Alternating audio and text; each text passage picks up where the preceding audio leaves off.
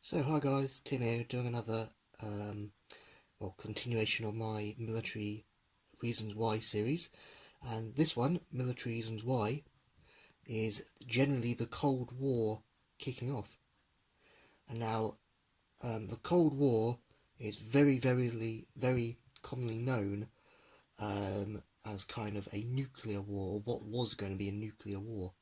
As I call it, unofficial war, because nothing was really signed, or no power was really declared war or declared against other nations like every other war since.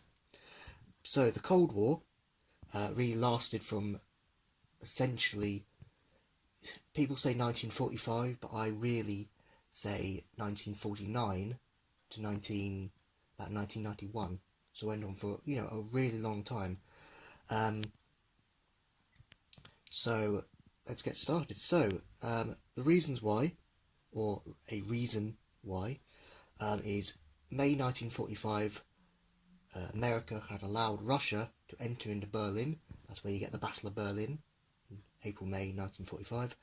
May 1945, Germany lost the last World War, Second World War, and then suddenly Russia closed the gates on Berlin, thinking that it was a good idea, really, not letting anybody, or really any German, civilian or otherwise, in or out. So they would starve. Which, in a way, is good for Russia doing that, because Russia wanted revenge, big revenge. That's why America allowed Russia to go in and get to Berlin first and take it, because of the amount of revenge Russia wanted for Germany in Operation Barbarossa back 3 years ago, back in 1941. So when Russia closed the gates on Berlin, America, Britain, France, other allies essentially saw that as kind of, hang on a minute, that's going against human rights, letting people starve and all that. So, uh, you know, so what happened with, well, so what happened was, is this is specifically Berlin, because around East and West Germany, France, America, Britain had set up their own little pockets of Germany which they controlled, and Russia being controlled, or Russia controlling, sorry, Berlin, specifically the capital of Germany. So France, America, Britain kept flowing in supplies of what was known as the Berlin Airdrop. So it's food, water, rations, supplies to the German people who were basically trapped in Berlin, surviving on nothing, essentially. And Russia, being how they are, got really annoyed with this, because they wanted essentially so much revenge that nobody else could touch it apart from Russia. So they got really annoyed. So yeah, so then everything was, all right for now, and then suddenly 1949 comes along. In 1949,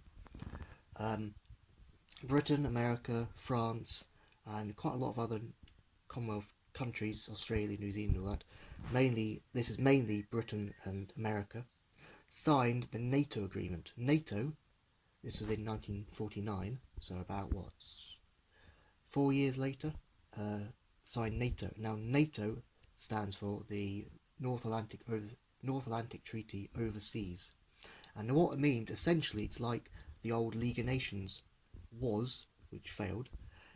It was to stop any wars since 1945, any world wars, which of course, Korean War, Suez Crisis in the 50s, the wars still went on, but it was to stop world wars, which, yes, it worked, because there's no world wars today, luckily. So Russia wasn't actually invited. That's the only allied country who wasn't invited, because Britain and a lot of the other, mainly America, were very suspicious over the rise of communism and Stalin himself, essentially. So they didn't. So they kind of, basically, to be on the safe side, they didn't let Russia in, just in case anything happened. Which, as Russia wasn't allowed in or wasn't a member, things escalated quite quickly. So Russia decided, guess what, we're going to arm ourselves with these brand new latest technology called nukes. And so America, Britain, France, they all got very worried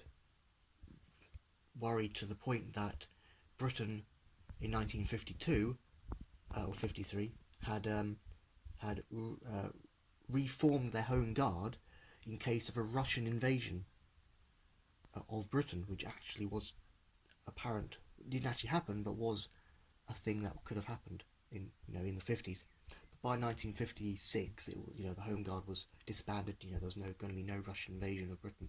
But yeah, so where was I? So then, as Russia mobilized their mobilized their nukes, brought their nukes up, America, Britain, all suddenly said, "Hang a minute, they've got nukes, we haven't. Let's build up nukes." And so then suddenly there was all this big. That's why it's called the Cold War, because it was all this cold tension going on with Russia, either Russia going to send a nuke over and wipe out Britain or America, or Russia being scared of America and Britain. So it was essentially that whole NATO 1949 agreement, and suddenly nukes appeared out of fear factor over Russia not being annoyed. Oh, sorry. And then, so what you have essentially is Russia and America in the late 1940s were actually sent over to Korea to basically Korea had little sides with Germany during the war. Well, Koreans were pressed into German service and fought, so they thought that a lot of the German ethical background would still be in Korea, in the whole of Korea. So Russia occupied South Korea, America occupied North Korea, and that will be another story of the Korean War.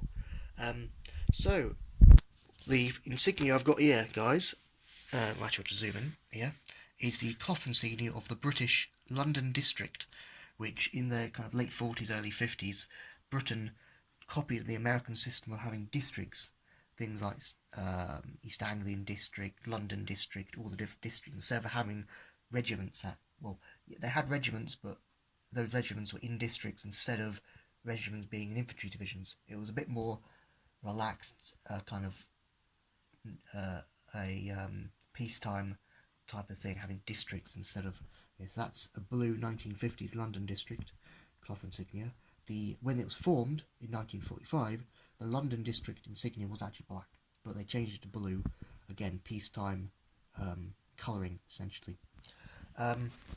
So that's the military reasons why for the Cold War starting in I say 1949, essentially because of the rise of communism in several places like Korea and Russia, of course, and nukes being developed over Russia being paranoid that people are going to invade because of there's this new agreement signed and Russia wasn't invited.